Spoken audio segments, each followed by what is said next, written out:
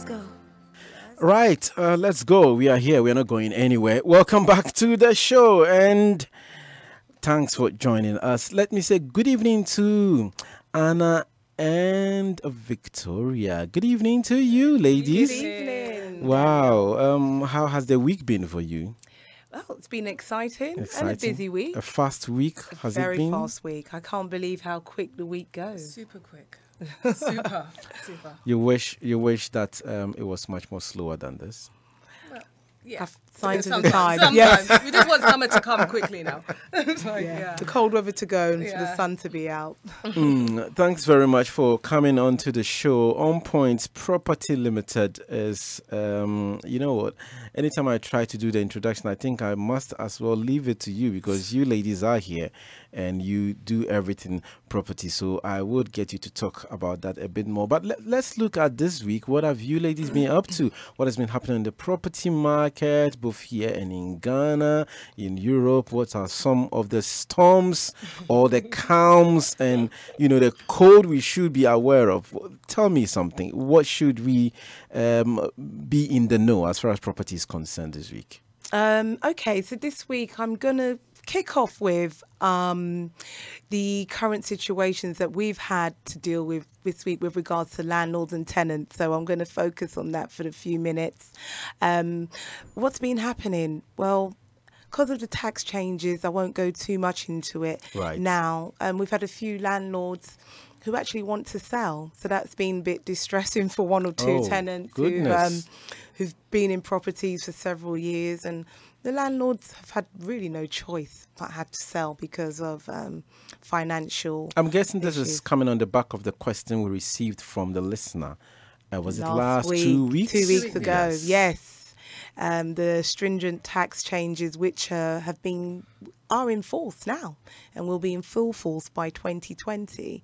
So these things will be affecting landlords and investors, and the overall result is that it's slowing down the property market. The number of transactions of sales has gone down. I think we've got the lowest number of properties available to buy, funny enough, at the moment.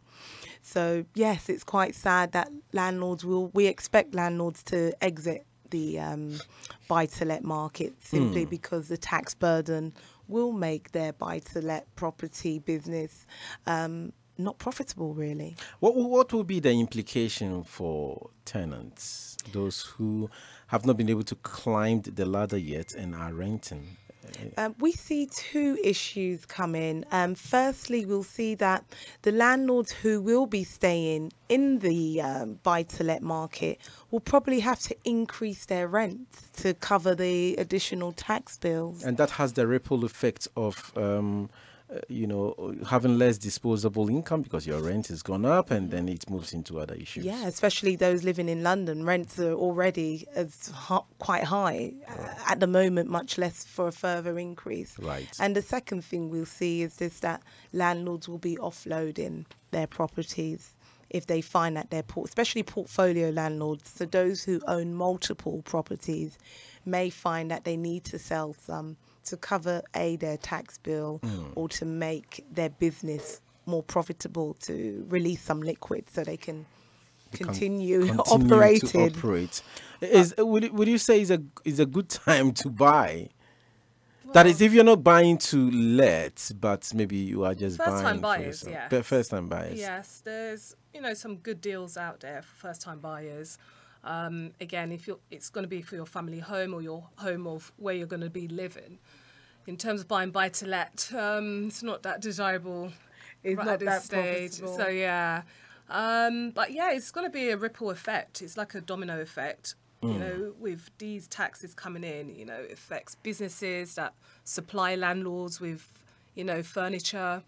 That will affect their business. There'll be a decline of all of these furniture shops, absolutely. Selling. So those who fit fixtures and fittings, electricians, plumbing, correct, and all those auxiliary services that go with building a house and making it ready. Yes, and we've noticed that already, even with some of the handymen, not directly who we use, just in the industry. they've had to look for alternative employment because there's not enough work coming in. So we're noticing small changes already. Yes. Wow, exciting! Not too much. No, not. And the news is okay. Is the news exciting? Yes, the news.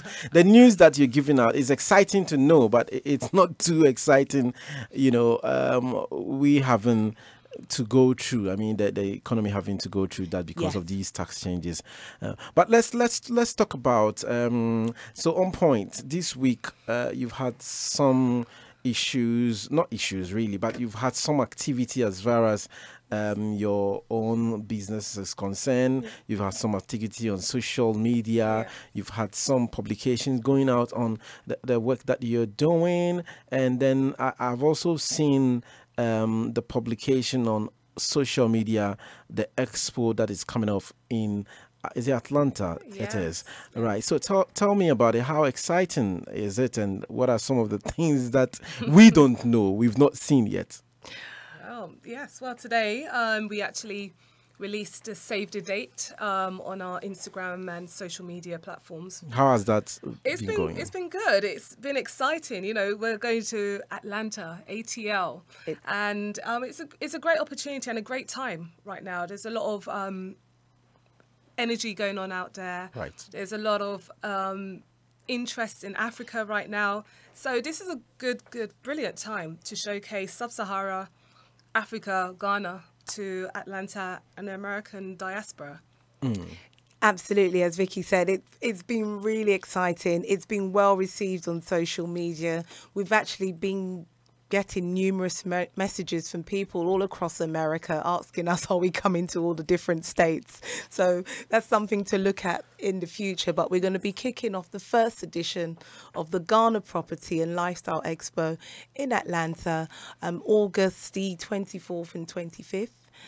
This year. Oh, wow. So it's not too far. It's not too far. It's only 5 months away, and preparations have already commenced. We're working with a brilliant team in the US as well, doing all our logistics. So it's going to be really, really, really fun, and it's a nice progression. Obviously, we kicked off with the first edition in London last year in November, right? And we'll also be doing the second edition every year back to in London. UK. Yeah. So are we seeing the number of exhibitors that you had here at the Pastana Hotel? Yeah, the Pastana Chelsea Bridge Hotel. Are we seeing same number of people, or is there an increase as to the number of exhibitors you are taking with yourselves to the States? Because the States is bigger. Yeah. So I don't know if there has been more people signing up. Yes, I mean we're going to have we have the format now, so we know exactly what the format will be for the US, and as you said, there will be a nice variety of reputable property developers and lifestyle services coming with us to the US. So the US crowd will have a very good selection, from affordable homes to luxury homes, those who are looking to return back, and we've contacted various officials also to be there, so there'll be guest speakers and other industry experts who will be present at the show. So yeah, somebody might have tuned in today to the show for the very first time, and will be wondering, what is it that these guys are talking about? Property Expo, ONPOINT Property, and what have you? Well, give us a little bit of education for that one person who may have tuned into the show for the very first time today. Okay, so introduce ourselves. Myself, Victoria and Anna, we are proprietors of a company called ONPOINT Property Management Limited, and essentially we are a one-stop solution for property investment in the UK and in Ghana. So out of that, we have bespoke services that we provide for both the diaspora, based whether in the UK or the global diaspora, and also for Ghanaians based in Ghana. So the three key services we do is obviously the property sourcing. So those who are the diaspora based here in the UK or US wanting to buy property, residential property back in Ghana, we can help them assist with that. And whether it's sourcing the property with finance, we cover all of that and give them a step-by-step guide. Again, also with the Ghanaians based in Ghana, if they want to buy in the UK, we can also offer them bespoke property services and again give them that assistance of how to buy property here, legal and also financial assistance. And then as a birth of the Expo of these services came the Expo. Yeah, which is Investor. My name's Victoria Adjicum, the second half of OnPoint Property. Okay. So the Expo was born from Investor, which is the service we provide for diasporas wanting to purchase in Ghana or investors wanting to buy an investment back home. And then the Expo was born from that actual service. You know, we saw a market that there was a lot of people that wanted to find out which developers were in Ghana. They didn't know where to go to. So we decided to come up with a platform to bring all the amazing developers from Ghana to one entity, one event, and people can come there and meet all the developers and all their fantastic designs and processes how to purchase out there. That's great. I mean, I was at the very first event.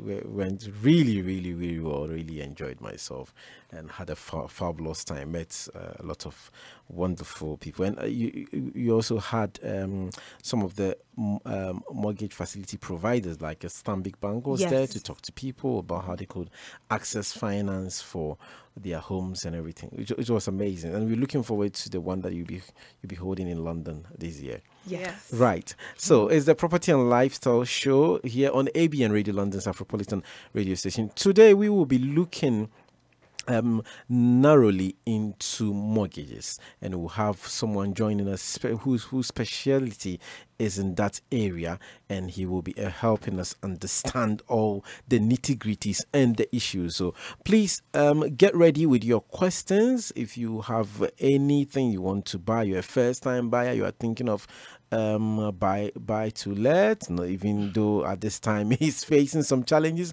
and you don't understand what it means to what's the other one that I normally like to ask about is the one that you have to, is it buy you part own, no, you shared ownership. Shared ownership. Yes. Shared ownership. You know, everything that you would love to understand, we will be giving you the opportunity to ask the question. So save this number down, as well as saving the date for OnPoint Property Show. But save the number is 0208 670 7300.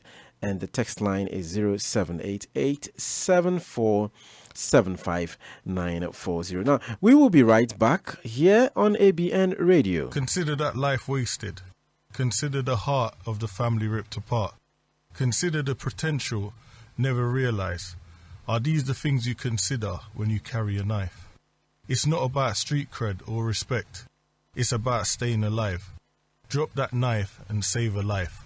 Quentin Slowly, supporting all family and young people.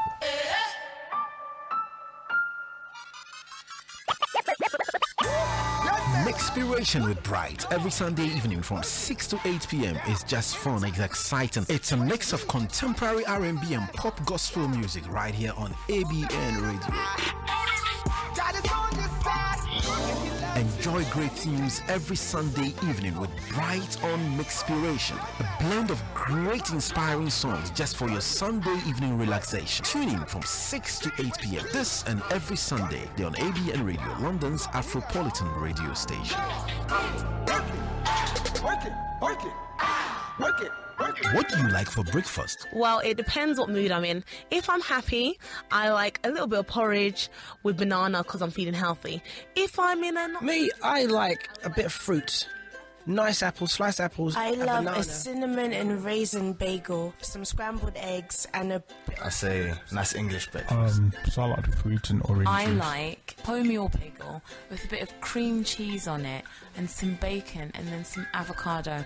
And on the side, I like to have Fried egg with bacon, with baked beans, toast. I normally take my cocoa. Yeah, I'm a Ghanaian. I'm a typical Ghanaian, so I like my cocoa. I'm not too sure. I normally don't eat breakfast. It doesn't matter how you like your breakfast, or you may not like breakfast at all, but you will love the sound of your radio when the breakfast is Afropolitan. Watch out for the new ABN Radio Breakfast Show with... Now that's a suspense. ABN Radio, London's Afropolitan radio station.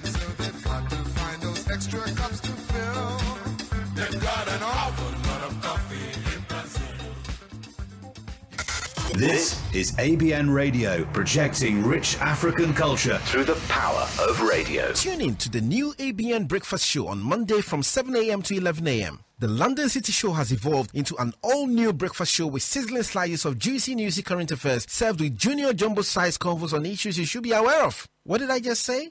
The ABN Breakfast Show, the Afropolitan breakfast you can't afford to miss. That's interesting. It's interesting. The reason I was saying it's interesting is that I just my guest just said, so Efuadum is gone. Efuadum is still with ABN TV, so technically she's not gone, but she's just gone off the Metropolitan Mix. But I know that you're all eager to find out what the next steps are. Watch out for that. In the meantime, the new ABN Breakfast Show starts on Monday from 7 a.m. to 11 a.m. So that is more time to enjoy some Afropolitan breakfast, and is one that you can't afford to miss. So hashtag ABNB is the evolving of the London City Show into something really, really extra exciting. But for now, this is the Property and Lifestyle Show, brought to you by the kind courtesy of ONPOINT Property Limited. You've heard Anna and Victoria telling us about what they do. But another exciting thing that they were telling me of, which I think they should definitely tell you, is the launch of the new YouTube channel, Anna. Yes, that's right. We've got two YouTube channels, the ONPOINT Property TV and the Ghana Property and Lifestyle TV. And we're really excited about our new show. As we mentioned, we've been in Ghana for the last few weeks, last month, and we were actually filming on location the various property developments and bringing to our viewers, our followers, an insight into the developers, the types of developments they have, obviously the prices and location. So it's our first series will run for 5 weeks. Okay. So every week there'll be a new episode. Is it like an African version of location, or is it a bit different? Similar in theme. Okay. But it's got more of a twist. Right. And has more of an African flavour and our little twist on it. Will you let out the twist? Will you tell us? No, I mean, it's just me and you. No one is listening. So just what me and the you. listeners need to do is subscribe to either ONPOINT Property TV or Ghana Property and Lifestyle TV. And next week, 23rd of March, we'll be then uploading the first episode for you to watch. Now, you mentioned that there are two channels, or there are two different things that you do. What is the actual difference? What is the striking difference between them? Well, ONPOINT Property is the actual main hub, which is Ghana Property Property and Lifestyle is actually the sister company to ONPOINT. So Ghana Property Expo focuses more on the Ghana property expos and events that occurs with us, and the ONPOINT is just the general side of the business. Okay. That's very good to know. So today we, like I said in the intro, that we will be looking a little bit more into mortgages. You've spoken about just bits and pieces of it in our previous shows, but I know that today we are concentrating a lot more on the UK market and the things that we need to know. But just to refresh ourselves a bit, let's look at with the Ghana and the African market. Now, we've spoken about Ghana a lot. Is the situation similar across maybe how property is acquired in maybe Nigeria or Sierra Leone, the West Africa sub-region, or some East Africa? Is the situation similar across Africa, or depending on the country that you want to acquire? and what the things that you need to do? I'm going to speak confidently about West Africa. Okay, West Africa. So let's stay with West Africa. Let's stay with West Africa. From what we can see, Africa is evolving. The practices are slightly different, but I think we're now finally using technology more. You find all of West Africa, they have their estate agents, or people buy directly, you find, from the developer if you're buying a new build. Okay. Individuals who are selling now, instead of trying to sell it themselves, are now using the agents more. So I think that's the main difference compared to the old school way where you would go to maybe a shop and see a sign on the wall. And I think people just generally acquired land and built themselves. I think that whole trend is now changing slightly now. People are understanding the industry standards in the UK, now implementing that to Ghana. So they definitely are using that. Is it the fact that we are currently exposed to how things are done differently, especially in Europe and America, or it's just that we don't have that time that needed to be invested way back then? You need to literally go to the site and supervise things yourself, make sure that the cement that the foreman has asked you for is actually the cement that is going into the building. I don't think all those issues have gone away. They're absolutely still there. It's just that people are more aware, whether it's individuals building or it's a development company. It still needs to be heavily supervised. I think the standards are raising across the board. We still got work to do. We're not here to say that the issues are not there. They certainly are still there with regards to quality, finishing. Those issues are still there. But I think with travel, with social media, people are more aware. So that's the good thing with technology. It's creating awareness. So I think nowadays people are more savvy. People are armed with more information, and you can't simply fob people off and say, this is the house, take it like that. So it's forcing developers to make more of a conceited effort to build quality homes. And you will find probably in the next few years, the amateur developer will disappear. Okay. I see where there will be no room in the market for that. Because it's not just I've got a bit of money, I can make money from doing a development.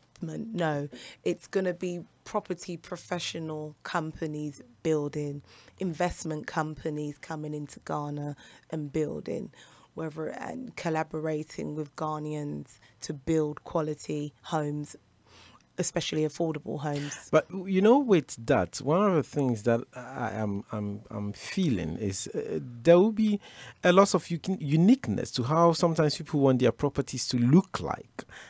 If especially, I can speak for Ghana, where people sometimes who want their property to look like a certain way. They want to have a certain space in the garage. They want to, but with standardized build which comes with property investors, there is a particular pattern that the houses are fashioned, and you can't even paint your house the way you want to paint it. You need to conform to how the whole setup has been designed. So, are we losing that uniqueness over time? I think there's going to be more town planning, and more town planning is needed, because I think what people do is they tend to build in areas which are not really habitable. Okay. But you still, with developers, you can actually buy off plan. You can have that option if you want to change specs in the property internally. Okay. In there. So internally, but not externally. Very little externally. No. So if you want to do more external, you can approach developers. If you want to go to a reputable developer, if you want them to design, if they're architect teams, they can do that for you, if that's the option or route you want to take. But obviously that will cost you a lot. Yeah, it will be an additional cost. But I think that sort of, I want to build my plot of land and do it the way I want. People are realising that these properties need to be maintained. And from a financial planning point of view, it's not. That's something probably reserved for someone who has the financial means to do it. And I'm not saying that people shouldn't aspire to it, but I think we need to be realistic about, if I'm going to build this 2 floors or 3 floor building, when the property needs painting or when maintenance works need doing, can I maintain that property? And you sort of can see now where people maybe don't have the financial means to keep the upkeep of their buildings, and they're now selling on to developers who can break up that building and build a few more properties. This is what we call the joint venture agreements with the landowners. Okay. So that dream hasn't died, but I just think that people have that more realistic approach. That big compound, that big house, all needs maintenance regularly, and will that financial means be there to do it? So I think nowadays people's mindsets are slowly changing, especially with the diaspora. They don't want that headache of knowing that they have the sole responsibility of keeping the property guarded, manned, having someone living in the compound, all of these things that, if you're not living in Ghana full time. And security is gradually becoming one of the concerns that people have. Absolutely. And it also means that companies that run businesses, as far as security is concerned, need to also step up to that task and step up to the plate. Yes. So so with all those issues, it's making going down the the property development route more viable. Correct. Okay. Especially if you're not based in Ghana. Right. You can give us a call here on 0208 670 7300. That is the number that you can call, 0208 670 7300, or you can send us your message on 0788 7475 940. Let me take it again for you. It's 0788 7475 940. It's the Property and Lifestyle Show here on ABN Radio with On Point Property.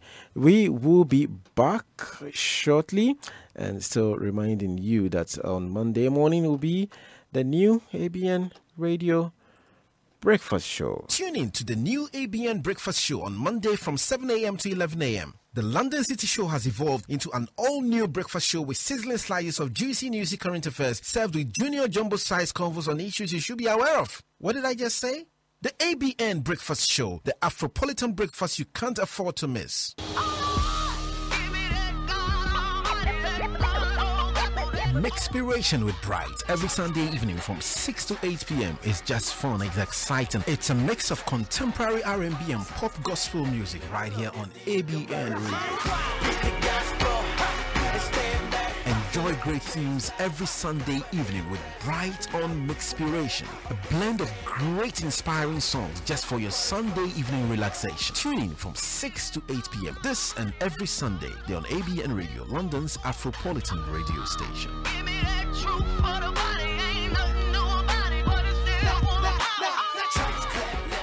What do you like for breakfast? Well, it depends what mood I'm in. If I'm happy, I like a little bit of porridge with banana because I'm feeling healthy.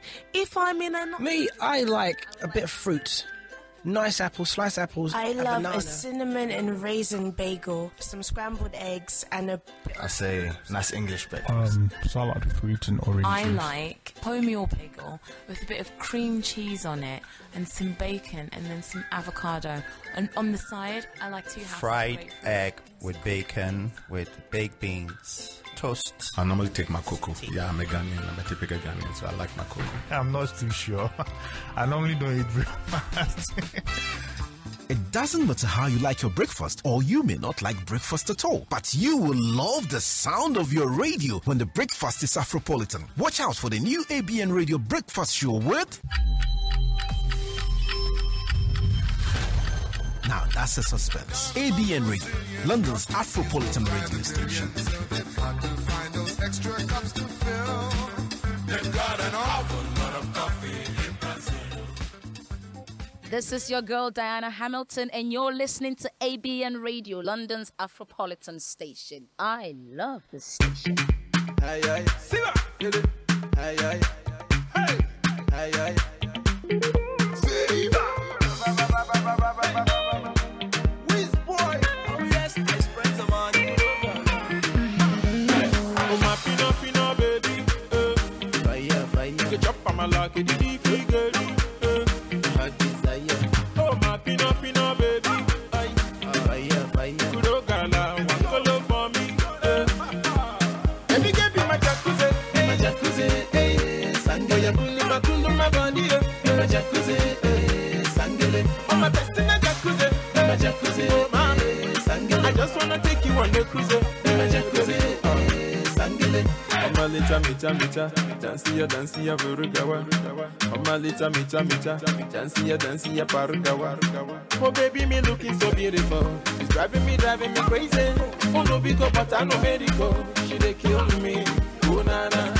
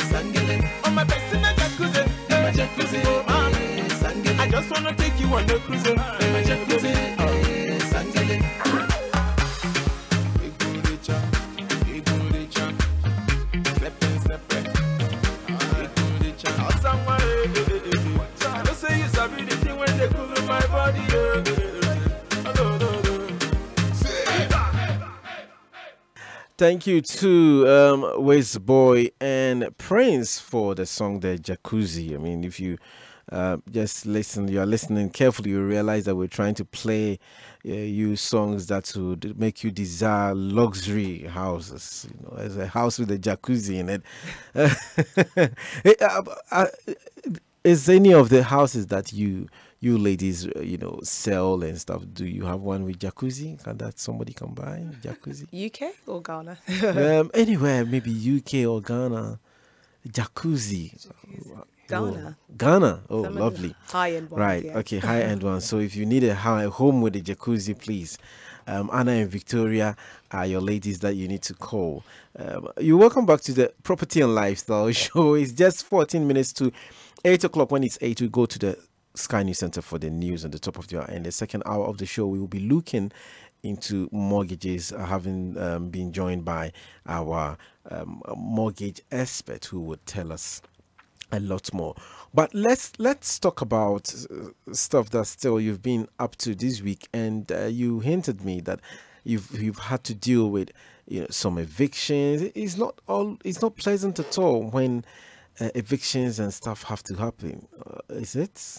How do you, as a property manager, developer, and that kind of thing, how does it come to you, and how do you take it when you need to execute an eviction? The key thing I'd say is make sure your paperwork is in order. So the case study I'm going to tell you about it was a company let. So companies can rent out residential properties for their employers. Okay.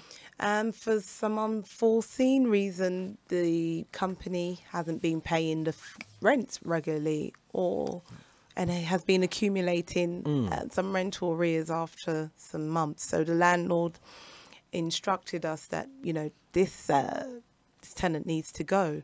So because it's a company let, we had to issue a notice to quit. And a notice to quit is a document basically outlining to the tenant that the landlord wishes for them to leave. The property. Yes, is terminating the property. So that takes 30 days, the notice to quit. So basically the landlord has given the tenant 30 days to leave the property. In the event that the tenant doesn't leave the property, then it needs to go to court. But we're hoping it won't get to that.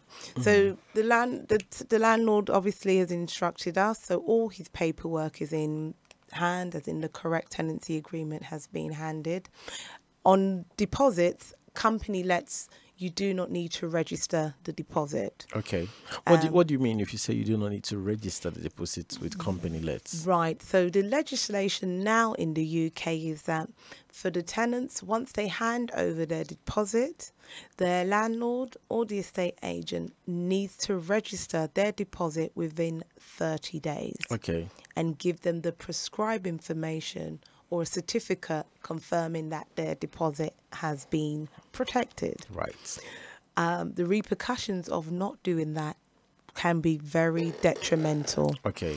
We had a landlord who hadn't protected the deposit, or should I say the landlord gave the property to an agent to rent out, and the agent didn't protect the deposit. And unfortunately, the agent was a rogue agent. Oh, goodness me. Didn't return the deposit back to the tenant. That is when the tenant had to move from the property. At the end of the tenancy. So quite rightly, the tenant seeks legal advice. And now the agent, the law says if you don't protect the deposit, you can be fined up to 3 times the amount of the deposit plus the breaches. So an £810 deposit has now turned into almost a £6,000 bill. Wow. To the landlord. And I'm sure you're all thinking, why is the landlord being billed? Unfortunately, the landlord has the responsibility of the deposit being protected, even if you go to a high street agent. So my tip for any landlords listening is, even if you're using a high street agent, always protect the deposit yourself. And that is done by a third party organization, is it? This is a government organization. There's two, if it's My Deposits or Tenancy Deposit Scheme. I mean, those are the two main widely used ones. The My Deposit Scheme is a non-custodial scheme, meaning that you can actually physically hold the cash yourself. Okay. All right. And the custodial scheme means that you actually pay the money to the government scheme, and they hold a deposit for you. So it gives you the protection, and it gives the tenant the protection also at the end. I mean, this scheme came into place because tenants were complaining that deposits were not being returned. Is something that is perceived that no matter what you do, no matter how well you've kept the property, definitely at the end of your tenancy, or if you have to move for any particular reason, there will be something that would affect your deposit, and you would not, either you would have all of it or you would not have some part of it. Well, usually when tenants move into a property, you would have an inventory done by an independent clerk. And they will do a full report of the property of how it was when you moved in, and you, the tenant, should sign this so that it's your evidence to them and the landlord that the property was in such a standard, etc., and condition. When you are moving out of the property, the only time there can be some altercation with the landlord or the agent is if there is areas of the property which is deemed more than a standard wear and tear. Okay. So, for example, if you moved in and there was new carpets, and, for example, you use ironing, and the iron fell on the carpet and burnt that area, you can be charged to pay a proportion of that carpet to be repaired or to be replaced. To be replaced, okay. Yeah. So that's, if it's deemed as more than wear and tear, then you have a challenge there by the landlord.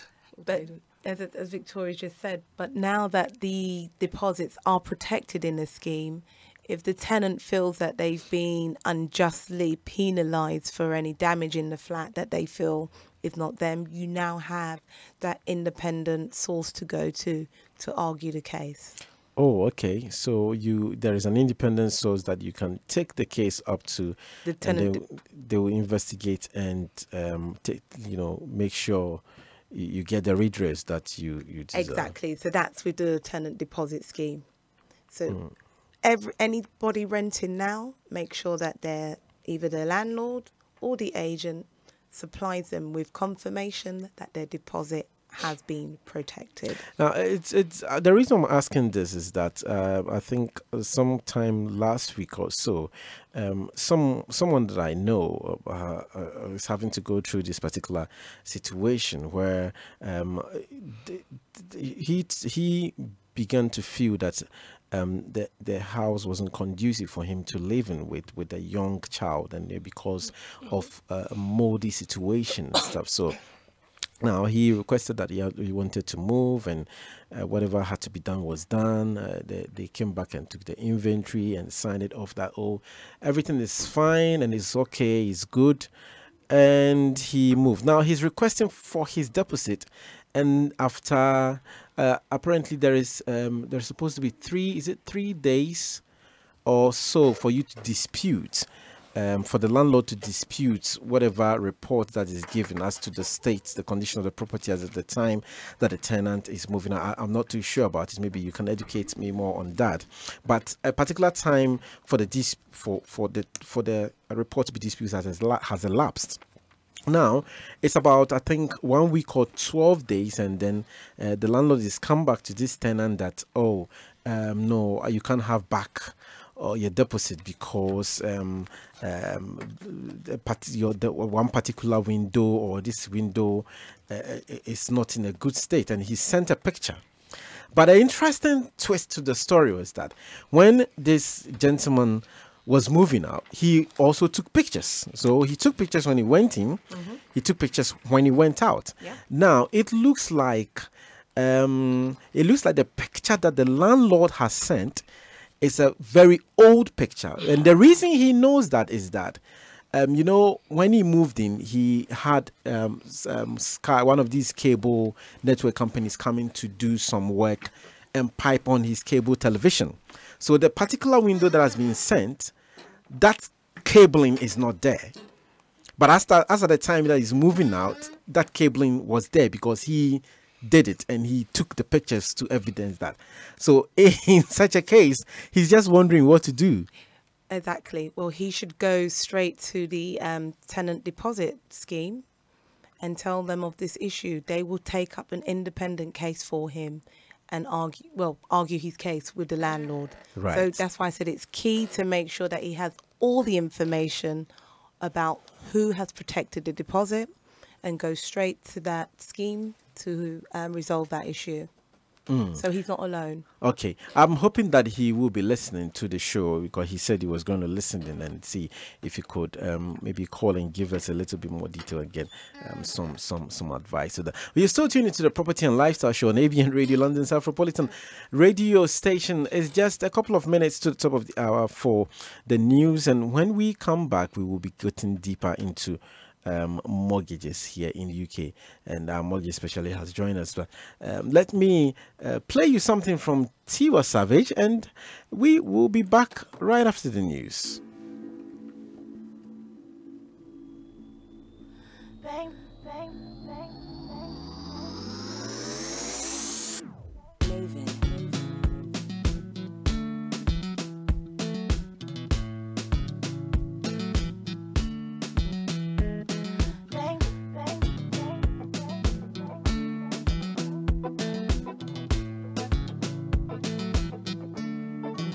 So I'ma hit it bang bang, oh yeah bang bang. Open the door to your heart, oh bang bang. I'ma hit it bang bang. To you open, boy I know good lead, oh bang bang, oh yeah bang bang. Open the door to your heart, oh bang bang. I'ma hit it bang bang. To you open, boy I know good lead, bang bang. Oh oh oh oh oh oh, oh oh oh oh oh.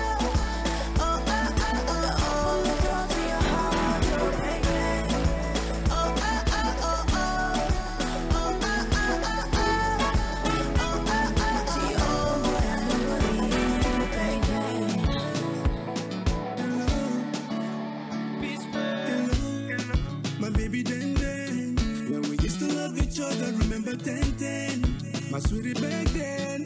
When I look into your eyes, I they go insane. Oh, you the boss, my brain. Oh, we know the watch Ben 10. Oh, we know now. Oh, Jumo, baby. Right now, girl, I'm going crazy. All them girls that I'm dating lately, baby say, I they pretend say I know they play. But this time, girl, I wanna stay. I pray hard 'cause I wanna change. Me no care what the people say. Me close my eyes and I pray and I wish that my girl would be knocking on Bang, my door. bang. Oh yeah, bang bang. Open the door to your heart, oh bang bang. I'ma hit it bang bang. To you open, boy I know good lead, oh bang bang. Oh yeah, bang bang. Open the door to your heart, oh bang bang. I'ma hit it bang bang. To you open, boy I know good lead, bang bang. Oh oh oh oh oh oh, oh oh oh oh oh.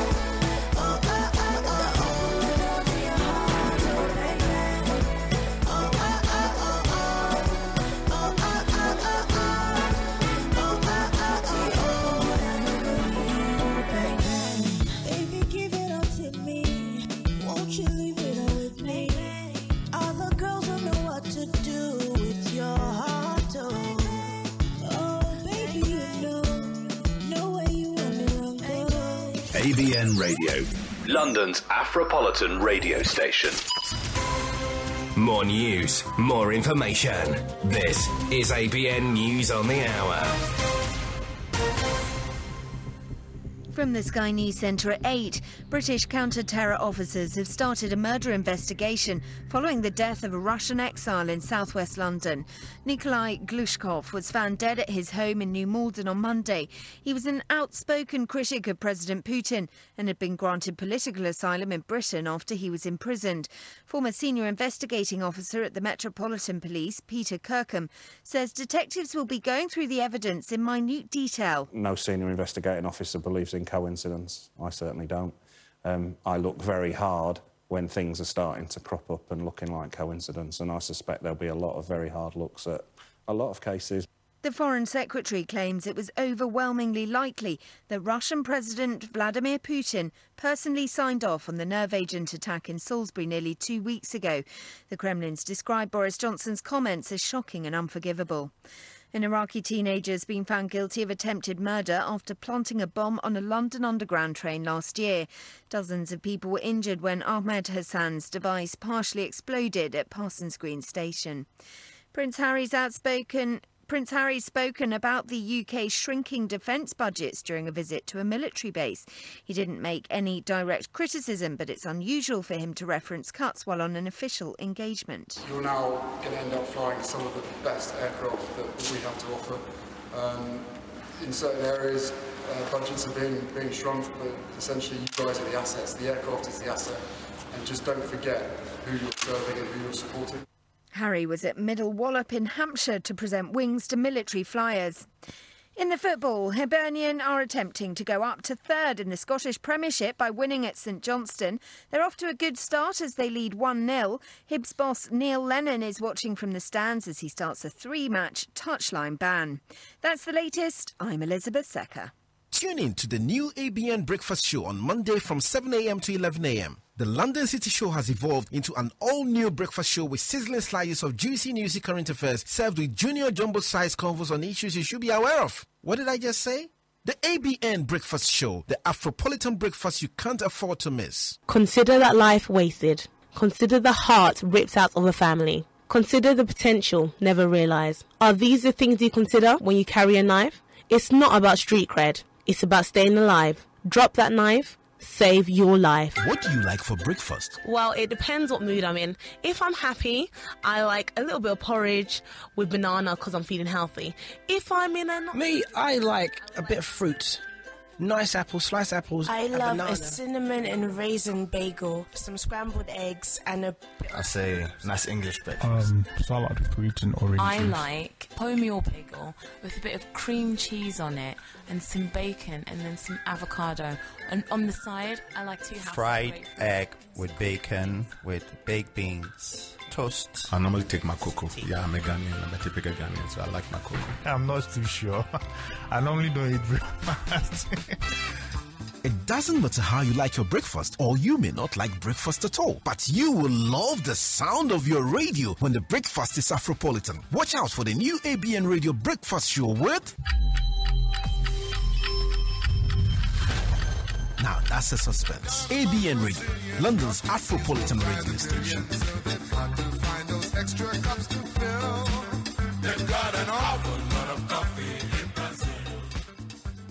ABN TV, your favorite black channel, has launched ABN Radio, London's Afropolitan radio station. In 4 easy steps, you can listen to ABN Radio on DAB in your car and home. Step 1. Select DAB from the menu on your car stereo or choose DAB from your car's media center. Step 2. Press Auto Tune, Auto Scan, or the retune button for a full scan. Step 3. Select ABN Radio, London's Afropolitan radio station. Step 4. Relax and enjoy the very best in Afrobeats, gospel, R&B, hip-hop, talk shows and more.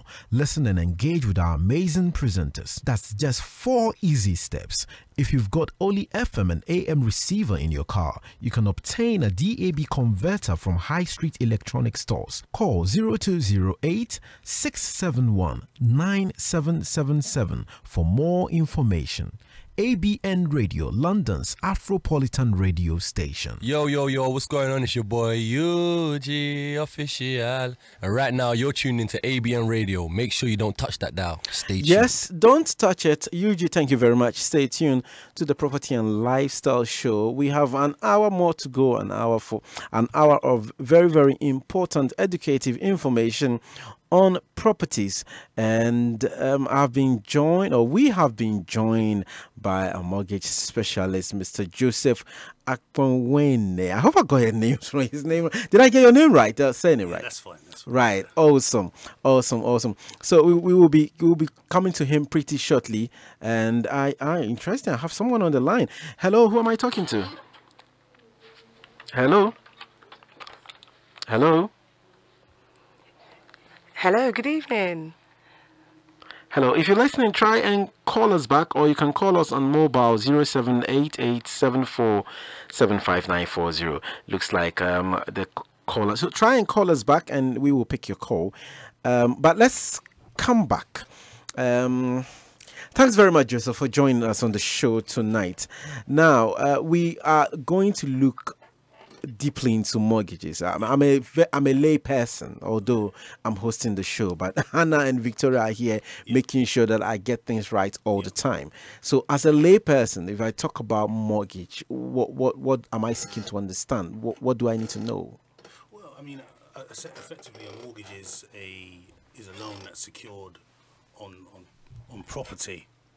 So essentially, you lend money from a bank for them to help you buy property, and that's essentially what it is in layman's terms. Okay, so you lend money from the bank to help you buy a property. You borrow the money. You borrow the money from the bank. They lend you the money in order for you to buy the dream home that you may want. Okay, right. I like the sound. I like the sound of dream home. Yeah. Now let's talk about being accepted, because it looks like that's one of the most daunting things when people think about mortgages. Will I be accepted to be able to acquire one? So, what are the chances of being accepted for a mortgage when maybe buying a newly built or maybe an older home? Yeah, I mean the chances are relatively similar.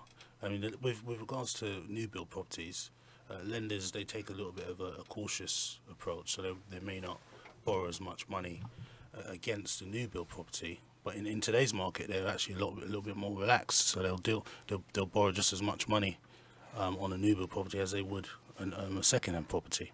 So we're finding that it's not as stringent as it once was.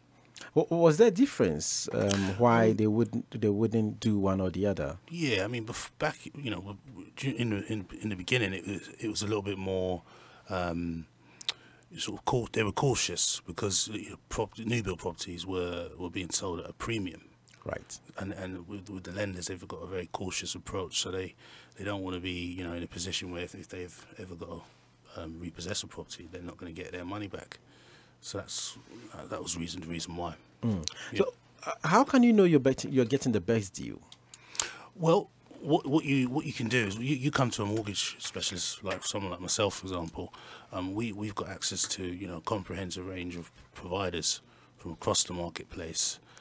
So that is how you're going to be able to ensure that you definitely will get the best deal. Right. Okay, right. That's specific to your circumstances. Is it possible that someone can go directly and not go through maybe a broker or something like that? Can people do that? As well? Yeah, people can do that. And sometimes I often find that people want to, first of all, their first port of call is their bank that they bank with. Right. I can attest to that because I work with one of the high street banks for a while, and people used to walk in, and at a point in time, you even have, as a branch, you have a target to make sure that at least you have somebody coming in. So if maybe within the month you have 2 people coming in to inquire about mortgages and that goes through, we are all laughing to the bank because our sales commission would be up higher. But do people choose to go directly because they think they have to pay something on top of what it would be, i.e. if they engage the service of a broker? Yeah, I mean, if they go direct to a bank, they're not going to get charged from the bank. But effectively, the lender that they go to can only give them the products that they offer. So when you go to an advisor or consult mortgage broker, the purpose of the broker is that they can go to different banks and essentially get a lender that's potentially going to offer a better rate for that client's circumstances. And if that's what you're paying for, when you go to see a broker, they're going to give you specialist advice, that's specific to your circumstance. You mentioned better rates. Yeah. What exactly would that mean here? Is that the interest on one may be lower, or what do you mean when you say better rate? Yeah, so you go to, for example, if someone goes to a particular bank, they could get, maybe if they go to their own bank, they may get an interest rate that's specific to that bank. But sometimes with advisors, they have specialist deals that they're connected to. So, for example, mortgage clubs. They have mortgage clubs that they're part of, and that gives them exclusive rates that they're not going to, that you wouldn't get by going direct to the banks. You know. So it's definitely beneficial to absolutely go to a broker. Absolutely, it's going to be beneficial to go to a broker compared to going to just one bank, because with the broker they're going to do all the shopping around for you and do all that legwork all in one meeting. Oh, I like the sound of shopping around. Yeah. Now let's talk about the money bit. Yeah. Where most of the time is also pretty scary for people because you would if you're taking that step, one of the things that you would know is that you need to have a deposit. Yes. Right, and you need to be also you need to be earning some amount of money as well. Yes. To be able to maybe qualify or that kind of thing. So, in what range of salary are we talking about here? Yeah. So it all depends on the price that you want to buy for, in terms of the type of property you want to go for. Typically, lenders are in today's market. If for first-time buyers, they're typically going to borrow anything from 4.75 times their income, up all the way up until about 5 times salary. That is yearly annual salary we're talking about. Yearly annual salary, and it's the gross annual salary they're going to use. Okay. And yeah, that's what you're looking at. Right. So, let's say if you are earning maybe 30K a year or that kind of thing, before you can borrow, they would you have to like times 4 or 4.5. Times it by 4.75 times, and that would give you the type of income multiple you would look to borrow from a bank. And with the deposit, there is absolutely no way you can go around it, can you?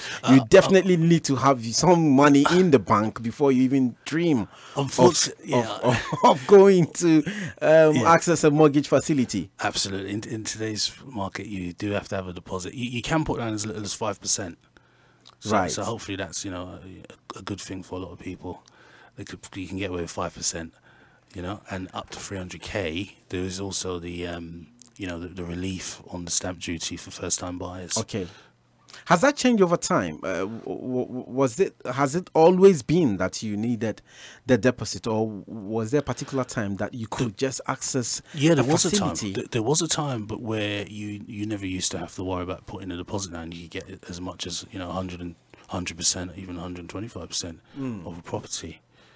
So what changed? The recession. Okay. Right. Oh, the recession. Well, I wish we could turn back the hand of time, isn't it? But unfortunately, we can't because even in 2018, we just opened and closed. We just closed and opened our eyes, and we are now in March. That's it. So it's going really, really, really quick. Now let's talk about credit scores and. Well, before we do that, let me see if I can patch this caller through. Hello. Hello. Hi, hello. Thanks very much for calling. Who do I have on the line? I would wish to mention my name, but for security reasons, I wouldn't mention my name. For security reasons, okay, we understand that. We respect the anonymity. Great. So, what do you have a question or a contribution? What do you have for us? Yeah, I've got a question. I wanted to call earlier, but I couldn't call because I was driving. Concerning the tenant and deposit scheme. Can I contribute to that? Or yes, please go ahead. Okay. Yeah. So, I've got this issue with the tenancy deposit scheme kind of thing because I left my apartment that I rented from an agent, and I was supposed to be giving my deposit at the end of it because, as he said clearly, there were mold in the apartment. So for health reasons, because my family GP told me my daughter could have asthma if we keep living in such a condition. So we have to leave the property as soon as possible because initially she's had respiratory problems, and we went to the GP and she said, if you keep on living in the flat, your daughter is going to develop asthma. So you have to leave the flat. So we terminated the tenancy agreement before the actual time that was supposed to end, and we were asked by the agent to pay £500 early termination, even though we were terminating based on health issues, which wasn't caused by us. Clearly, the apartment had mold, and it wasn't caused by us. The mold kept on coming anytime we cleaned it. So we just didn't want to drag issues because our daughter's health was paramount. So we paid the £500 and we moved out. And then we've moved out. Checkout has been done. We're expecting our deposit to be paid back into our account. And the landlord is saying that she's not happy to pay our deposit back to us because when we moved out, she realized the condition of the flat wasn't as it was before we moved in. Meanwhile, when the checkout was done, the report of the checkout didn't say anything like that. It said everything is perfect, in perfect condition. And this whole thing has been, back and forth. It's getting to a month now since we moved out. We've reported to the deposit scheme, and they've taken the matter up. But what I want to find out, because they've given them 14 days to respond to them, either to pay the deposit to me or to tell them why they want to dispute, with evidence. Because when the landlord sent me the pictures of the condition of the flat after we moved out, there was one window which doesn't even exist in the flat. So in other words, she was trying to deceive us. She sent us an old window which had black strip around it, but what we left in the flat has got white. There's no black anywhere, and there are a lot of issues that we were able to identify that told us the window wasn't the window we left in the flat. So in this case, after taking our deposit, can we take the lady to court for trying to deceive us? And how do we do it? Like, what channel can we take to sort this thing out? Well, right. Thank you. Would you stay on, or you? Yes, I'll okay. stay All on. right. Okay. Victoria. Okay, I'm going to answer your query. You've given a very detailed description. Thank you. I'd like to say that it seems like the correct steps have been followed. The good news is that A, there was an inventory. B, your deposit was protected. And C, you have reported it to the tenant deposit scheme, who have now said there's 14 days for them to respond. I recommend that you wait for the 14 days to expire. If after that time you don't get the remedy you want, that's the reason why your deposit was protected. Go back to the tenancy deposit scheme and they will then fight your corner. I'm 99% confident that you will get your deposit back, because the evidence is clear that the condition of the property has been left okay, and it seems like that the landlord is actually trying to deceive yourselves, and obviously the inventory which has been taken will prove the condition of the property. So my advice to you is wait for the 14 days to expire. If the landlord hasn't responded, I can assure you that the tenancy deposit scheme will come after the landlord. So I wouldn't give up hope there. Wait for that 14 days to expire. That's the law, so we have to observe that 14-day procedure before you can take it any further. Okay, because apparently what's happening is that the landlord is now disputing the report of the deposit with the deposit company, the inventory. So she's disputing the report of the inventory with the company that did the inventory, the independent company. The landlord hasn't really got a case, because that's the beauty. Because they gave us 3 days, that's 72 hours, to send our concerns, if any, concerning the report. And it's been about 11 days after, then the landlord then wants to raise an issue with the report. So that 72 hours they gave for us to make any changes to the report has expired. Okay. But even that, still, the company who did the inventory still is considering this complaint by the landlord, which I don't get it. No, but that's why your tenant deposit scheme will look into the matter independently. So the good news is that your deposit was protected, so you now have a much stronger legal case to fight this, and I strongly feel that you have a strong case. So wait for that 14 days. I'm quite happy to follow up with you after the 14 days if you don't think that you're getting the right advice. But your tenancy deposit scheme will definitely fight that corner for you. That's why they're there, to protect you, the tenant, so you're not left vulnerable by the landlord or indeed the agent who may not be acting in the right practice. And Victor, I think if I'm correct, you asked that can you, after everything is resolved, can you take this up? Can you take the landlord up for attempting to deceive you? Is that something that he can do? Well, the law says because the tenant because it has been protected. I wouldn't recommend, unless you don't get your deposit back, then that's a separate case. That's a separate legal case. But with regards to getting your deposit back, it is highly unlikely that the tenancy deposit scheme will take the side of the landlord. So the tenant definitely has more protection. So I'm glad that you just haven't accepted what they're saying and you've gone back to the tenant deposit scheme and exercised your right to use, the redress scheme to get your money back. Right. Okay. And the scheme is good. I know hundreds of tenants who've got their money back through, landlords. Similar situation to yours. So I'm quite positive that you'll have that positive outcome. Okay, thank you very much. You're most welcome. I need to begin to consider buying a house. So I'll keep listening to get all the tips so I can buy my. Please. Talk to all these, Please keep listening. Thanks very much for your call. Thank you for calling. Enjoy the rest of the evening. Right. So a very detailed phone call there on this issue, which we are glad that he's on the step to getting the redress that he seeks. Now let's just take a quick breather, and then we will be back with our mortgage specialist who is with us here in the studio.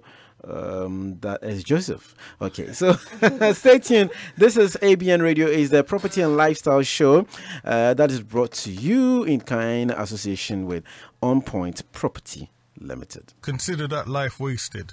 Consider the heart of the family ripped apart. Consider the potential never realized. Are these the things you consider when you carry a knife? It's not about street cred or respect. It's about staying alive. Drop that knife and save a life. Quentin Slowly, supporting all family and young people. Hi, this is Rodney Hines. And I'm Michael. Join us on the Voice of Sports show each and every Saturday on ABN Radio. We'll keep you bang up to date with all the latest football scores, and we'll discuss all the big talking points in the world of sport. So don't forget, join us this Saturday, 4 till 6 on ABN Radio UK. Tune in to the new ABN Breakfast Show on Monday from 7 a.m. to 11 a.m. The London City Show has evolved into an all-new breakfast show with sizzling slices of juicy newsy current affairs served with junior jumbo-sized convos on issues you should be aware of. What did I just say? The ABN Breakfast Show, the Afropolitan breakfast you can't afford to miss. What do you like for breakfast? Well, it depends what mood I'm in. If I'm happy, I like a little bit of porridge with banana because I'm feeling healthy. If I'm in I like a bit of fruit. Nice apples, sliced apples. I love banana. a cinnamon and raisin bagel, some scrambled eggs, and a. I say nice English breakfast. Salad, fruit, and orange I juice. like wholemeal bagel with a bit of cream cheese on it and some bacon and then some avocado. And on the side, I like to have fried egg with bacon, with baked beans. Toast. I normally take my cocoa. Yeah, I'm a Ghanaian. I'm a typical Ghanaian, so I like my cocoa. I'm not too sure. I normally don't eat breakfast. It doesn't matter how you like your breakfast, or you may not like breakfast at all, but you will love the sound of your radio when the breakfast is Afropolitan. Watch out for the new ABN Radio Breakfast Show with...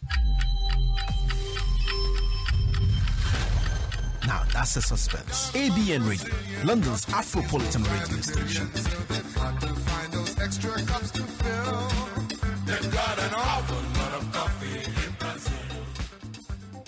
He's making It's time for the conference we've all been waiting for, the Diamonds Conference 2018, themed Unbreakable, on the 24th of March 2018 at 12 noon at the Plush Auditorium, TBC Oasis House, 5 to 9 Peel Road, Croydon, CR03EX. Max. A powerful time of 360 degrees of motivation and change from your crown to your heart. It will be a time of motivation, word, healing and worship with your host Ruth Appiah Matthew and special guest Reverend Kingsley Appiah. Plus exclusive workshops from industry experts from fashion, beauty, love and relationships. Guest artists Shekinah and much more. Early bird tickets are only £15. Standard tickets £21. Get your tickets now at www.thediamondsconference.com. Funds go to Hope Centre Orphanage. The Diamonds Conference, the exclusive ladies event of the year. See you there.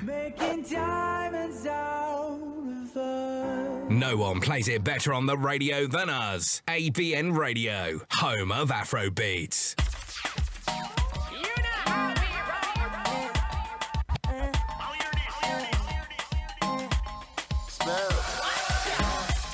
Who got the key to the city? Who got the fine face, pretty, pretty? I got the man, them, witty, witty. Who got the key to the city? Who got the fine face, pretty, pretty? I got the man, them, witty, witty. The way I wind my body, go less.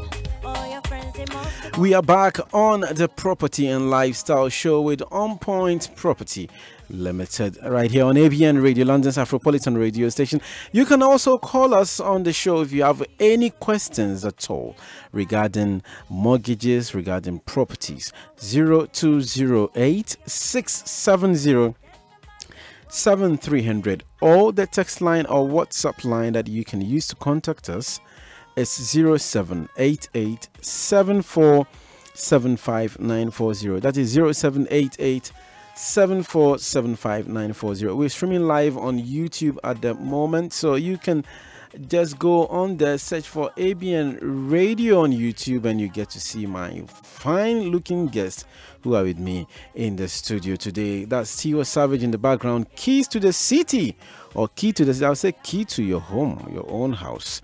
Wow, right. So let's continue our conversation. If you have just joined in, we've been getting some education regarding mortgages, and I'm gonna go to my guests right about now. So Joseph, let me come back to you. Okay.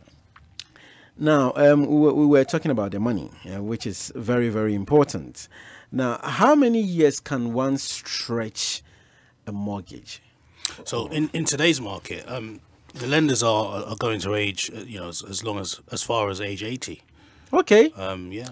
So there is hope. Oh, there certainly is. Right. Yeah. So they'll do 40-year terms. Yeah. If you're a working person, you can go to age 75 to age 80. Good. That's good news, problem. Isn't it? That's good news. But let me ask this question, which is tied to the money you earn and stuff. If you are maybe self-employed, and your income is such that it's contract based, it's scheduled based, and that kind of thing. So you get a lump sum over some 4 months period, and you need to go into a fallow period for 2 months, and then get another. How are you able? How would you be able to access a mortgage? So a lot of what lenders like, they like to see a track record. Okay. So they're very I'd say conservative in that respect. So if you've just started contracting, depending on the type of contracting you're doing, so for example, if you're an IT contractor, there are lenders out there that will take your day rate and essentially use your day rate to do the lending. Okay. And it works out really well for someone who's maybe had a track record of only about a year. Mm-hmm. And they've not quite maybe done their financial accounts for HMRC just yet. They can use their day rate. Right. And that works out a lot better for them. So what do? You tell them how much you earn daily? Exactly. So if someone was on a day rate of say £200 a day, right, you times that by 5, which 5 days in a week, times that by 48 with some lenders, or 46, it's just depending on the lender.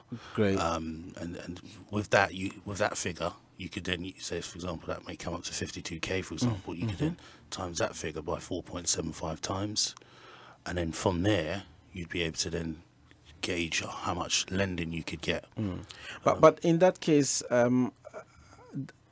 are they assured, or do they normally experience any hesitance as far as the ability to repay the mortgage is concerned?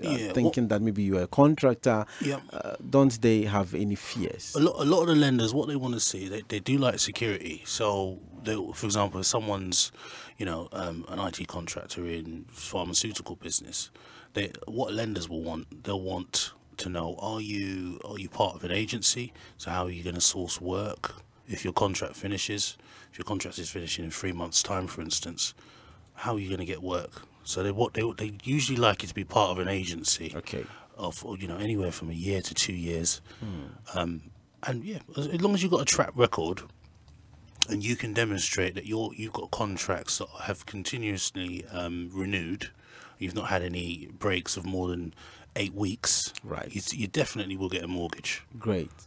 What about if maybe you are your job is like kind of a handy person, or you may be a taxi driver, or something like that, which is self-employed. Yes. So as long as the way the lenders have sort of structured themselves now, they're all very connected to HMRC. They're all very interconnected. Okay, all right. It's so like with a partnership. With a click of a button, they can pull out all the records. Absolutely, they need. It's very much like a partnership now. Right. So they just want to see that you've done your part and actually reported your figures to HMRC, and you've paid tax. That's the major thing for them. If you've paid the tax, then they can use that income to give you lending. Interesting. Now let's come to credit score. Yeah.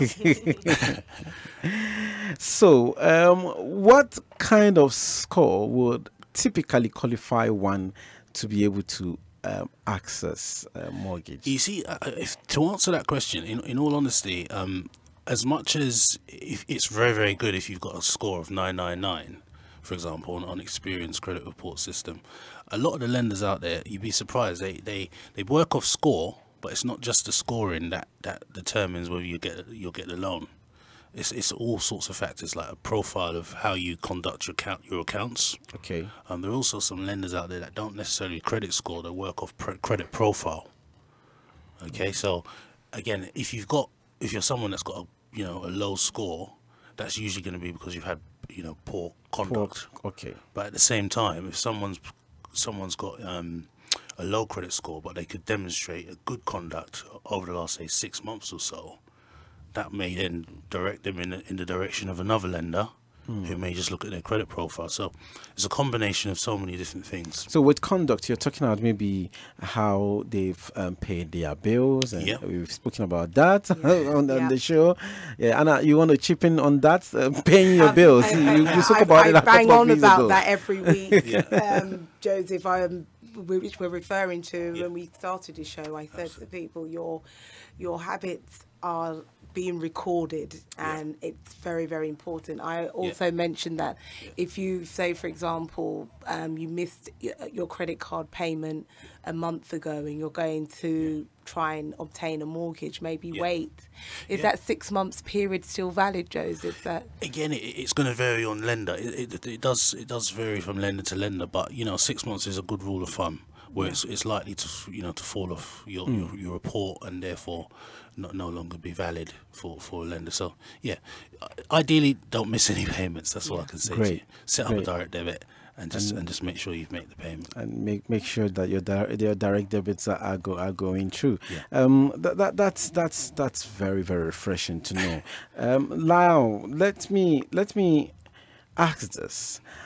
Most of the advertising that I've heard that maybe requires you to access any credit, especially mortgages, there will be a very fast voiceover that will say that if you don't keep up your payment, your credit will be, your home will be repossessed or something like that. Yeah. So very, very fast. Yeah. And I know that it's one of the things that sometimes don't lay people, oh, my home will be repossessed. And I remember all the World War stories I heard before I came to this country that somebody actually told me that, listen, there is something called mortgage, don't do it, because if you do, they eventually take away your house from you. And it took me a while before I got that idea got washed off my brain that it's not actually like that. Talk us through, and under what circumstances does will this happen? So there's a vast range of situations where that could happen. So if you lose you know, do you want me to talk through what could happen? Yeah. So talk me through some of the potential things that could happen that may lead to somebody's house being repossessed, because that's a huge thing. It's a huge thing. So I mean, if the first thing is if your income stops, because that's the major thing. The lenders are lending you money for based on your income. So if your income stops due to, for example, unemployment, long-term illness, injury, anything like that, accidents, anything like that stops you from earning an income, is where you could potentially fall foul to not paying your mortgage. So yeah, absolutely, there are various things that can happen. Is there any way that maybe that payment could protect it? Is there any insurance policy? Absolutely, there are all sorts of policies out there where you can put policies in place to protect against the unforeseen situation. Right. No one can determine what's going to happen to them in the next 25 to 35 years. So if you're taking out a large mortgage, one of my first recommendations are that you definitely need to protect that debt that you're taking on. Great. The phone line is still activated. If you have any call for Joseph, kindly call us on 0208-670-7300. Here is your chance to ask him anything at all that you'd like to know about mortgages. If he cannot deal with your query on the line, and I will take this on board and get you to contact him, and then you take it up from there. But you can call here into the studio 0208 670-7300 and then 0788-7475-940 and ask any question at all regarding mortgages. After this program, Ajwama Apia is here with Bird Talk, and today she is talking about the art of foreplay. You need to listen to it. Well, my guest laughs in the studio. Yeah, so you need to stay tuned and find out what that actually means. But let's come back to our mortgage conversation. Procedure for applying for shared ownership mortgages. I've always found that very confusing. That explain, what does it mean, or what do we mean when we say shared ownership? Yeah. So basically, the process, it's quite a lengthy process, because what happens is you're usually connected up to a housing association. Okay. So what happens is the housing association needs to do a kind of an affordability assessment of you, and then based on that, you then go away and source a mortgage for yourself. The purpose of shared ownership is, for example, if you think about a house that's worth 200,000 on the open market, you're buying, for example, 50% of that. Okay. So your share is 100,000, and then what lenders will do, some lenders will borrow up to 100% of your share. So they'll give you 100k to buy 100, your share, which is 100k. All right. Some lenders will say, okay, you've got to put down 5% of what you're buying, which is your share. That's effectively 5k. And then what happens then is the share that you don't own, you pay rent on that portion. Right. You pay that rent to the housing association. That's how that works. Okay, so in that case, how is your mortgage repayments worked out? Because you own part of it, and you are paying part of it as rent. So how is it worked out? So how it's worked out is you're putting down, for example, 5%. You're going to do that 95% mortgage off of the 100k that I just mentioned over a period of 25 years. So you could be paying capital and interest over that time frame. And it works exactly the same way a normal mortgage will, but the only thing is that you don't own 100% of the property. That's all. And then what sometimes happens is you can also staircase, so you can end up buying more shares in the property. Okay. Yeah, so it's definitely a good way to get onto the property market if onto the property ladder if you're finding that it's difficult for you to at the moment. That's certainly another way to do it. And that is sounding to me as a more secure and cheaper way of maybe renting, if you have the means to secure the initial, or I may be wrong, I'm just talking from a layman's point of view. I think even Vicky, you picked up on this a few weeks ago. I think, as Joseph just said as well, it's a nice way to enter into the property market. And you have to remember, the share that you are buying, you could be earning equity out of this.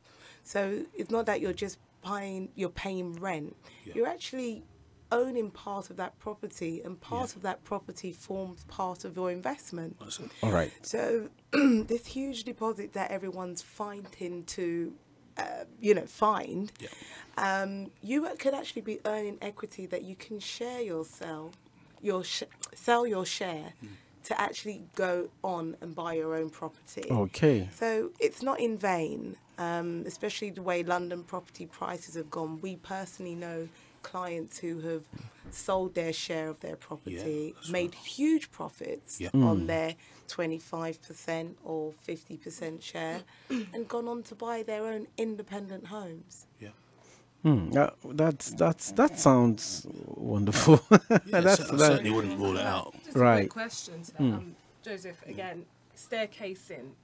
If the person wants to obviously buy more share of their property, do they then buy at the current market price, not at the existing price they purchased the first, for example, 100,000 of that mortgage? Yeah, so usually what's going to happen is that property is going to need to get revalued. Okay. So And then, they then end up buying, say, for example, if they go to 75%, they'll end up buying at that rate. So whatever the value of the property is now, they'll be buying 75% of it. So essentially, you could be buying a property which is going to be a bit more than the value, obviously, growing equity, etc. That's it. Okay. So that's interesting. Well, that's very, very, very interesting. I think it's very educative as well. So we've gotten to know what a mortgage is, and what you need to do, your credit score, how to make sure that your credit score is one that attracts a mortgage. And Anna, you've spoken very well again about this, that you need to do the very little things that you don't consider maybe essential to make sure that your credit profile is presentable, if I can use that word. Yeah, as I said, again, it's been a uniform theme here that your credit score forms part of the application, but it's your day-to-day habits, whether you've got that telephone bill you need to pay, your utility bill, these credit cards and store cards, all of this is forming part of your profile, and the banks do look at that to see if you're a credible lender. So anyone who's listening today can start, it works as like a double-edged sword, because if you don't have any credit, they can't really assess how good you'll be at lending. That as well. What's the very basic way of starting to build your credit, if I can ask that?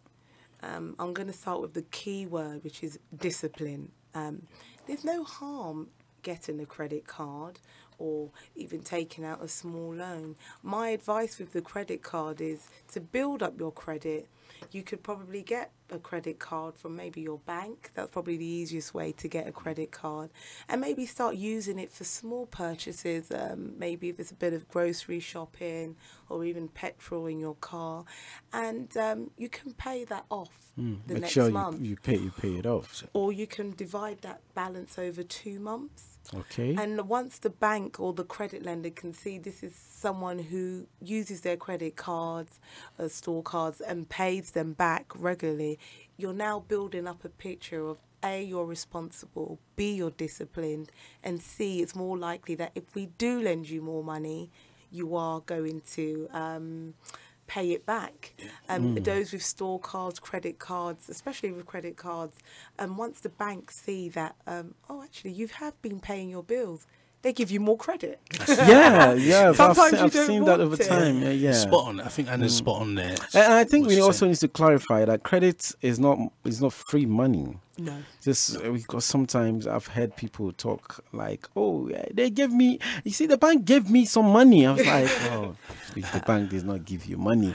So the bank gave me money, and then instant, especially with the overdraft. I remember when I used to work in the bank as a cashier, and somebody come to the counter and they check my balance for me, and you give the balance, and like, oh, what's happening? Can you check? It looks like that's not the money I have. Then you check, then you say, oh, you have been an overdraft have been approved for you, so you have this amount of overdraft. Like, oh wow, it's fantastic. They will start mentioning all the shopping they need to do, all the stuff they need to buy. The bank has given them money. So it is not free money. You need to make sure you use it judiciously and you pay back. That's right. Yeah. So that's one of the ways, the basic way that you build a credit profile. Before we end the show, the conversation, let me ask about remortgaging, since we have you, the specialist, here today. What does it mean to remortgage? So a remortgage is essentially, you've got, for example, you've got an current interest rate with a lender that's currently paying where you're paying maybe 2%. And essentially, the purpose of a remortgage is to refinance that mortgage debt onto a better interest rate. Okay, that's the main purpose of it. What sometimes people do is they remortgage and then capital raise as well. So they take money out to either buy another property or to do some home improvements.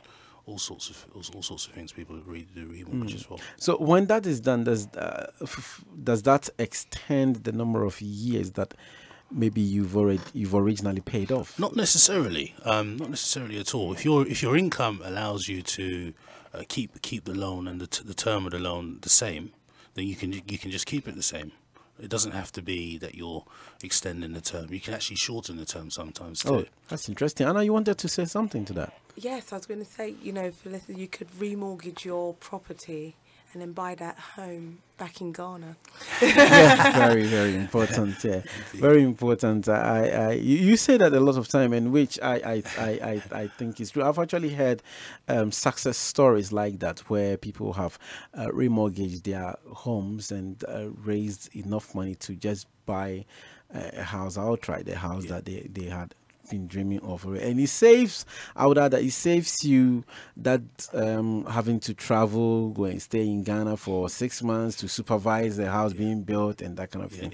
It saves you all that. So that's very interesting. We will take a quick breather, and then we will come back and wrap up the show. This is the Property and Lifestyle Show with OnPoint Property, and we have Joseph here, our mortgage specialist, talking, helping us through what it actually means to access a mortgage. We'll be right back. Tune in to the new ABN Breakfast Show on Monday from 7 a.m. to 11 a.m. The London City Show has evolved into an all-new breakfast show with sizzling slices of juicy newsy current affairs, served with junior jumbo-sized convos on issues you should be aware of. What did I just say?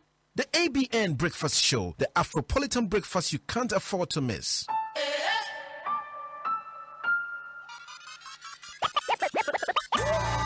Mixpiration with Bright every Sunday evening from 6 to 8 p.m. is just fun. It's exciting. It's a mix of contemporary R&B and pop gospel music right here on ABN Radio. Enjoy great themes every Sunday evening with Bright on Mixpiration, a blend of great inspiring songs just for your Sunday evening relaxation. Tune in from 6 to 8 p.m. this and every Sunday. They're on ABN Radio, London's Afropolitan radio station. What do you like for breakfast? Well, it depends what mood I'm in. If I'm happy, I like a little bit of porridge with banana because I'm feeling healthy. If I'm in a... Me, I like a bit of fruit. Nice apples, sliced apples. I love banana. a cinnamon and raisin bagel, some scrambled eggs, and a... I say nice English breakfast. Salad, fruit and orange I juice. like wholemeal bagel with a bit of cream cheese on it and some bacon and then some avocado. And on the side, I like to have fried egg with bacon, with baked beans, toast. I normally take my cocoa. Yeah, I'm a Ghanaian. I'm a typical Ghanaian, so I like my cocoa. I'm not too sure. I normally don't eat breakfast. It doesn't matter how you like your breakfast, or you may not like breakfast at all, but you will love the sound of your radio when the breakfast is Afropolitan. Watch out for the new ABN Radio Breakfast Show with... Now that's a suspense. ABN Radio, London's Afropolitan radio station. Extra cups to fill. They've got an awful lot of coffee in Brazil. It's Fuse. It's your boy Fuse ODG. Wherever you are in the world, make sure you are listening to ABN Radio.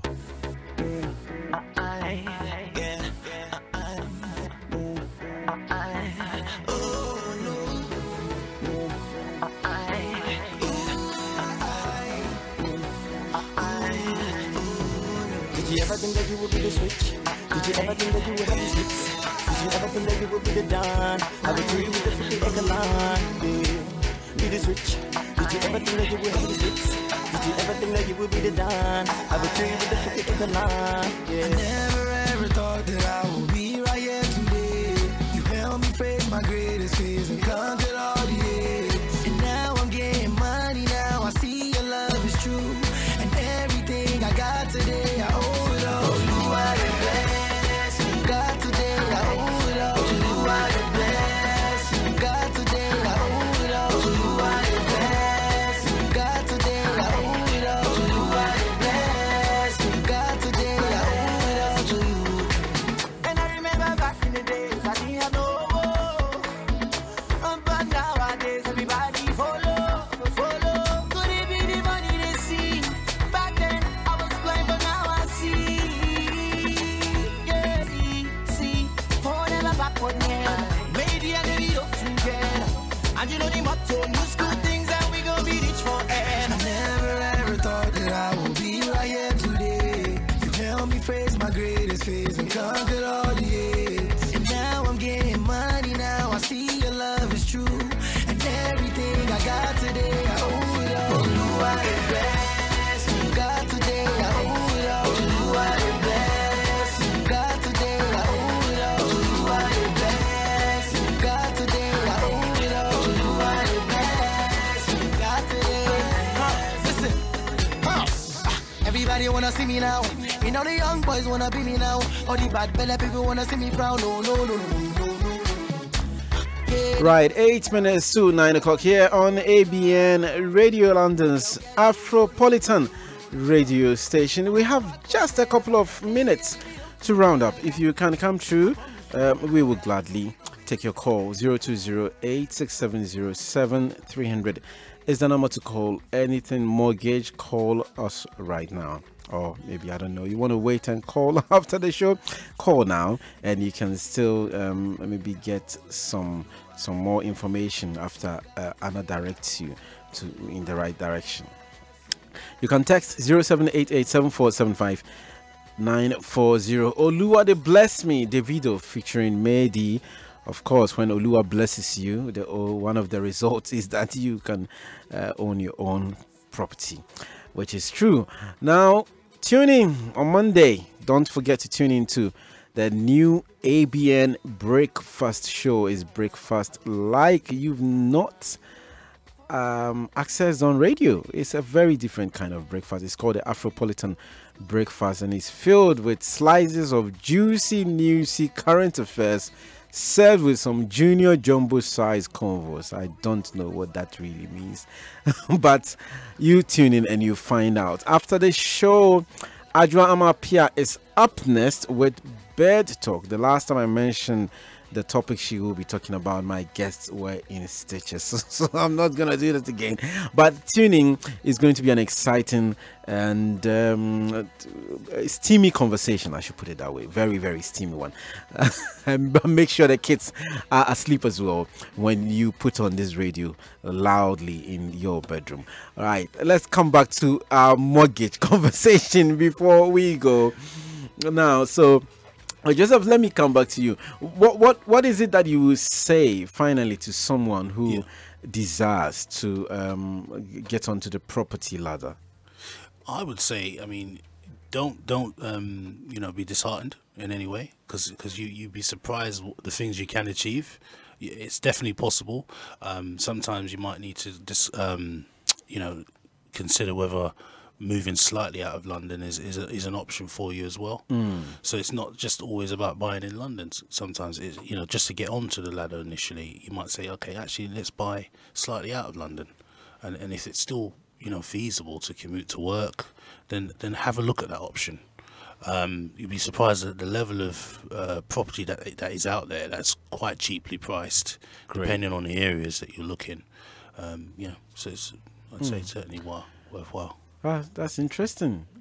It's interesting. We were talking about commuting a while ago. So potentially you could get something very reasonable, which if you had purchased in London, it would be way out of your budget. But so it's just basically casting your net wide. That's it. And I'd also say, if you've got friends, family that can also help you, sometimes it's just two incomes that will make the difference. Okay. If you can do that, then hey, I would say definitely explore that option as well. Because nothing has to be set in stone. What I mean by that is, it doesn't have to be that you're going to be in that property for forever. You may decide, actually, let's do this for 2 years, 3 years, just to build up a bit of equity, and then hey, you then split off and go your own ways, and then from there, you never know what could then happen. So now let me ask this one. If you access a mortgage and you get a property, and let's say maybe you come from Zambia or whatever, for some reason you just don't want to leave it anymore and you want to relocate back to your country, right? What do you do? So if you're sort of if you're like someone that's not a UK national and you decide actually you want to go back, but you've bought here, so what would you like to do with that property? Sell it, or would you just want to keep it? What's your purpose? Okay, all right. So it depends on what your purpose is, whether you want to keep it. Obviously, if you're keeping it, you have to make sure you keep up with payments. Yes, right. That's okay. right. So an option is maybe you want to just sell the property. Yeah, you may decide to sell. You may decide actually you still want to have that income while you're in another country. Okay. In that instance, then you need to ask for what we call consent to let from the lender. Oh, okay. That's another option as well. Wow. So sometimes consent to lend, that's because it's changed. Maybe once you may have brought the property as a residential home, that's it, and now you're changing it into a buy-to-let. So you do okay. So that means that if you're buying a property, in order to let it out, the conditions are different. Correct. That's it. Wow. That's it. That is right. That is right. Because is the conditions are different because the risk to the lender is different. Right. So that's why. So it may be. It depends on your circumstance. You may actually be able to just turn it into a buy-to-let and then go abroad. So it's so many things that can be done. Wow, Joseph, it's been fantastic you coming on the show and helping us. Your final words for us today? Well, you've heard Joseph. We've been working with Joseph for several years, and we personally recommend our clients to him. He gives fantastic advice, a sterling service, and this all forms part of our one-stop solution. So when clients come to us, we can then give them our black book of contacts, and people like Joseph, specialists in all areas to help that dream come together, of whether it's property ownership or investment. Awesome, Victoria. And then again, just touching on Joseph, don't be disheartened if you want to get on a property ladder, because there is hope.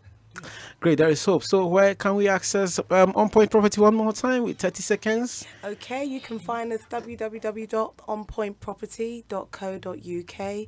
You can follow us on all our social media, whether it's on Instagram, Facebook, or Twitter. You can find all our details there. Great, thanks very much. And if you would like to get a bit more information, you can definitely contact On Point Property via their socials, and Anna will gladly connect you to Joseph, and anything that you need at all, like you've heard over and over again. They are a one-stop shop when it comes to properties here and in Ghana, and we are excited for their new property and lifestyle show in Atlanta. Well, are you going with me at all? We'll take in a suitcase. Yeah. You we'll see, take you along. they don't want to buy me a first-class ticket to join them. They don't want me to join them in the first-class cabin, so they're gonna put me in the suitcase and let me heat up. Oh no, my goodness me! But anyway, thanks, folks, for joining me today on the show. God willing, we're back next week.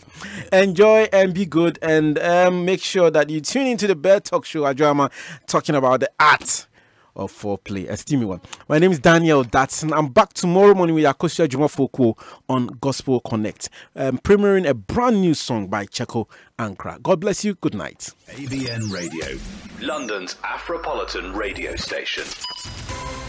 More news, more information. This is ABN News on the From the Hour. Sky News Centre at 9. The death of a prominent Kremlin critic in southwest London is now being treated as murder. Tests have concluded that Nikolai Glushkov was killed by compression to the neck before he was found at his home in New Malden on Monday. Separately,